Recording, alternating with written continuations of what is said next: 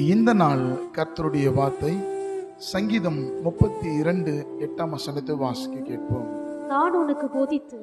நான் உனக்கு போதித்து நீ நடக்க வேண்டிய வழியை உனக்கு காட்டுவேன். இந்த காலை வேளையில கர்த்தரை சார்ந்து இந்த நாளை நீங்க துவங்குங்கள். என வேதம் அதுதான் சொல்லப்படுகிறது. நான் உனக்கு போதித்து நீ நடக்க வேண்டிய வழியை உனக்கு காட்டுவேன். சில இடத்துல நீங்கள் தீர்மானிக்கிற சில வழிகள் ஒருவேளை உங்களுக்கு சில நேரத்துல அது தீமையாக கூட முடியலாம். ஆனா கர்த்தரோடு சார்ந்து நீங்க நடப்பீர்கள் என்று சொன்னா தீமையான வழியில கர்த்தர் ஒரு நாளும் உங்களை அனுமதிக்க மாட்டார்.